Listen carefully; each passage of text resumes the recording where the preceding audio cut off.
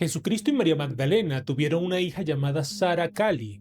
Esta sola afirmación es suficiente para que las estructuras dogmáticas de la historia oficial se fracturen por completo. Sin embargo, detrás de este enigma se esconde una poderosa corriente clandestina que para muchos investigadores de la línea de sangre del Grial cuenta con un respaldo teológico y esotérico sorprendente.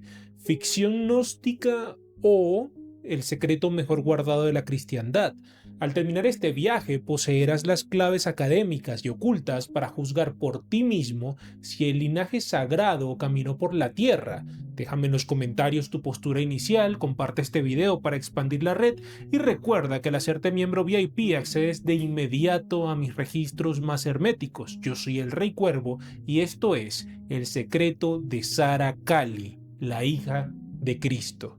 Comencemos. El recelo de los apóstoles hacia María Magdalena no es una intervención del folclore medieval, está documentado con rigor en el manuscrito gnóstico de Nag Hammadi, específicamente en el Evangelio de Felipe. El texto utiliza el término griego koinonos, que se traduce literalmente como consorte, socia o compañera íntima. Las escuelas esotéricas interpretan que esta unión no era solo carnal, sino una operación teúrgica de alta magia íntima siriaca. La unificación del principio masculino y femenino, el Cristo y la Sofía, para manifestar un contenedor físico perfecto en el plano material, que sería Sara Cali. El famoso pasaje que describe las bodas de Caná ha sido interpretado como la propia unión de Jesús con la Magdalena. Quizás sea un argumento definitivo el hecho de que en el Nuevo Testamento, en 6 de las 7 menciones a las mujeres que acompañaban a Jesús, la Magdalena aparece en primer lugar, por delante incluso de María, la madre de Cristo. En el contexto dinástico de la Judea del siglo I, que Jesús estuviera soltero a los 30 años habría sido un escándalo e incluso una violación a la ley rabínica. Autores de la línea del Sang Real sugieren que las bodas de Caná fueron la formalización de una alianza dinástica. Jesús, heredero al trono de David por la línea de Judá, y María Magdalena, perteneciente a la influyente tribu de Benjamín. Sara Cali no sería entonces una simple niña proscrita, sino la legítima heredera y teocrática al trono de Jerusalén. Esta nueva visión de la vida de Jesús debió de calar profundamente en el sur de Francia, tras conocer que hasta allí se había trasladado la Magdalena acompañada de su familia. Y también se comenta que en el vientre de María Magdalena se gestaba la heredera de Jesucristo, Sara, la hija de Jesús y María Magdalena.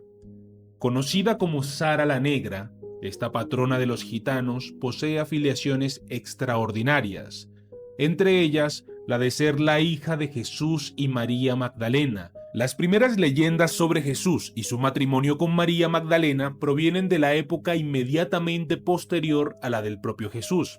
Sin embargo, estas historias fueron relegadas y finalmente desplazadas hacia visiones consideradas como heréticas, de modo que se transformaron en historias clandestinas, secretas y sobre todo peligrosas. Que la tradición ubique la huida de la Magdalena primero en Alejandría, a Egipto, tiene una lógica iniciática perfecta. Alejandría era el epicentro del gnosticismo, de la magia hermética y donde residía la mayor comunidad judía fuera de Palestina. Ocultar allí a la heredera del linaje mesiánico, la protegida de las purgas romanas y también de la naciente iglesia ortodoxa de Pedro, que buscaba borrar cualquier rastro de un linaje físico para centralizar el poder en una estructura puramente espiritual y jerárquica. Esta Sara es caracterizada en las leyendas del lugar como una joven no mayor que una niña, un hijo de Jesús nacido después de la huida de María Magdalena a Alejandría. Tendría alrededor de 12 años de edad en la época del viaje a la Galia, registrado en la leyenda. Ella, como la princesa del linaje de David, es simbólicamente negra, más brillante que la nieve su princesa, más blanca que la leche. Ahora su apariencia es más negra que el hollín, no son reconocidas en las calles. La descripción de Sara como negra pero más brillante que la nieve conecta directamente con el código secreto de las Madonas Negras de Europa y el libro del Cantar de los Cantares atribuido a Salomón que reza Nigra sum sed formosa, soy negra pero hermosa. En el ocultismo medieval, el color negro en las divinidades femeninas simboliza la prima materia, la tierra alquímica primordial, el útero cósmico del cual nace la iluminación. Llamar negra a Sara era la forma en la que los iniciados encriptaban su estatus de portadora del Santo Grial sin despertar las sospechas de la Inquisición. La interpretación que han formulado los especialistas se presenta a todas luces estremecedoras. Al parecer, la razón de la huida de la Magdalena hacia Egipto era su estado de buena esperanza, fruto de su relación con Jesús. 12 años después de nacer en Alejandría, la criatura se trasladó hasta Francia acompañada de su familia. Más tarde, la tradición identificó la imagen de un niño egipcio con el color negro, color que fue empleado en la decoración de la imagen de Sara la egipcia. La posibilidad de que Jesús haya contraído matrimonio con María Magdalena y que de esa unión hubiese nacido una niña cobró gran fuerza en la Edad Media, sobre todo en el sur de Francia, más precisamente en la región de Aix en Provence, donde la tradición asegura que Marta y Lázaro de Betania llegaron de su exilio junto a una María Magdalena embarazada. Otras leyendas sostienen que Sara no nació en Francia, sino que llegó a las costas de la Bretaña junto a José de Arimatea y el Santo Grial, y una corte de seguidores de Cristo que habían huido de Palestina, entre ellos María Salomé y María de Cleofás, tía de Jesús. Maximino, Marcela, Celidonia, Trófimo de Arles y algunos otros. El viaje hacia Francia se realizó gracias a un milagro náutico. La embarcación atravesó el Mediterráneo sin timón ni velas hasta llegar a Nuestra Señora de Ratios, que desde 1838 se llamó Santa Marías del Mar, en la región de Provenza, muy cerca de Arles. La leyenda de la embarcación cruzando el Mediterráneo sin timón ni velas no debe entenderse como un simple cuento de hadas. En la alta teurgia, navegar a la deriva representa el sometimiento absoluto a la corriente cósmica, el viaje del alma dirigida por la providencia superior. La llegada exacta a las costas de la Provenza francesa no fue casual. Esa región específica estaba habitada por colonias judías y fenicias que ya conocían los misterios antiguos, sirviendo como un suelo fértil, ideal, para sembrar la semilla del linaje prohibido. Según la tradición, el grupo se dispersó en el año 48 después de Cristo. Lázaro fue a predicar a Marsella, Marta y Marcela a Tarascón, Máximo se dirigió a Aix-en-Provence, Trófimo a Arles y María se retiró a una cueva en las montañas de Saint-Maximin. La figura de Sara, en cambio, es mucho más esquiva. Las leyendas medievales apenas la sugieren como una posibilidad inquietante, debido a que su tarea principal era mendigar para financiar las expediciones evangelizadoras de sus compañeros y se la asoció al pueblo gitano, y desde entonces se la considera como su patrona o santa a pesar de que nunca fue canonizada. Aquí es donde la historia se cruza con la geopolítica oculta de Occidente. La presencia de Sara Cali en Francia es el pilar fundamental que da origen al mito del Santo Grial. Sangreal es un juego de palabras para sang real o sangre real. Las corrientes esotéricas afirman que este linaje de sangre se fusionó mediante matrimonios estratégicos con la nobleza local, dando origen a la dinastía de los reyes merovingios, los llamados reyes taumaturgos, que supuestamente poseían la capacidad de curar con la imposición de manos debido a su herencia crística. No obstante, las leyendas a menudo se contradicen, ofreciendo versiones muy disímiles del mismo personaje. Por ejemplo, se dice que también Sara vivió durante un tiempo en la ribera del Ródano, en la Galia. Allí practicaba una especie de magia primordial muy poderosa. Los gitanos la adoraban y una vez al año realizaban una procesión hasta su casa para recibir su bendición.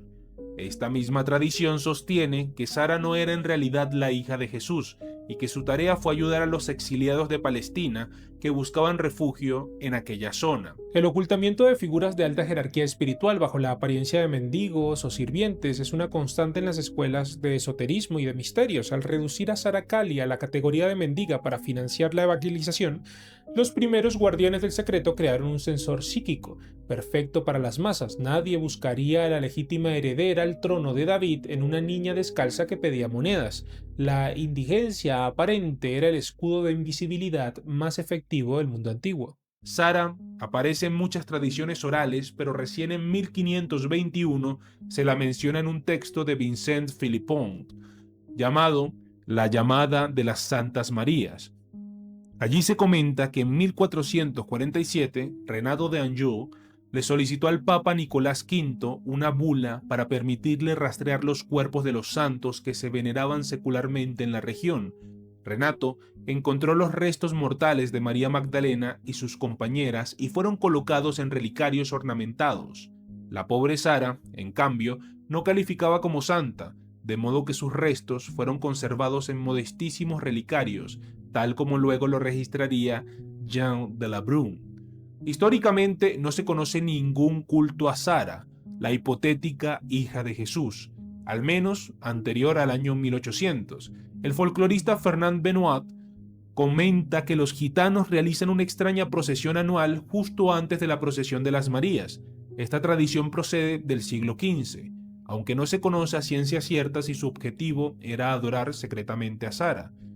Los que están a favor de la figura de Sara como la hija de Jesús sostienen que los gitanos buscaban enmascarar su culto y que la adoraban bajo la forma de una mujer negra cuya estatua era llevada en andas hasta las costas del mar. Aunque la antropología clásica descarta el culto a Sara Kali como la hija de Jesús debido al origen hindú de los gitanos y su adoración a la diosa Kali, el esoterismo hermético ve una sincronía perfecta. El pueblo gitano, poseedor de una memoria arquetípica nómada, reconoció en la figura proscrita de Sara las mismas frecuencias de poder, destrucción de la ilusión y soberanía mágica que ostentaba la madre Kali en la India. No adoptaron una santa católica, rebautizaron su propia corriente gregoriana para mantener vivo un culto prohibido bajo las narices del Vaticano. La historia de Sara no concluye aquí. La idea de que Jesús contrajo matrimonio con María Magdalena y que juntos engendraron a Sara está fuertemente instalada en las leyendas locales. Sin embargo, no se han encontrado pruebas concluyentes que ubiquen su culto en la antigüedad. Porque para los amantes de las sincronías etimológicas hay que decir que el nombre de Sara en hebreo significa de forma literal princesa, la soberana oculta de un reino que no es de este mundo. Como planteaba la paradoja del gran filósofo Epicuro, si la divinidad existe, sus planes escapan por completo a las estructuras morales y de control político que los hombres han edificado en su nombre. Estudiar el linaje prohibido y desclasificar y asimismo decodificar los símbolos ocultos detrás de las leyendas medievales no es un simple pasatiempo, es la clave para liberar tu mente del sesgo dogmático y entender las verdaderas corrientes energéticas que han moldeado la historia. Si deseas profundizar aún más, comprender la verdad oculta de los evangelios apócrifos y blindar tu conciencia contra el engaño, te invito a dar un paso más hacia adelante. En este momento tienes acceso inmediato a más de 14 cursos especializados en el esoterismo, demonología y misterios antiguos. Además, puedes descargar de una manera directa mis obras de cabecera, como puede ser el Manual de Guerra para Autodefensa Psíquica o Magia del Caos, un manual de magia para quien no cree en nada. Uniéndote también a la fraternidad en Patreon por una suscripción VIP, puedes acceder también a todo el contenido disponible totalmente gratis como Cuervo Diamante. El Grimorio del Cuervo también está como canal secundario para ver los directos. Ahí sigo desenterrando las crónicas prohibidas para hacerlo con ustedes en vivo. Si quieres seguir viendo más videos de estos temas, te dejaré dos por acá en pantalla que pueden ayudarte a entender un poco más o en tu camino espiritual. Recuerda que yo soy el Rey Cuervo y que nos veremos pronto. Y hasta entonces, mantente firme, mantente soberano.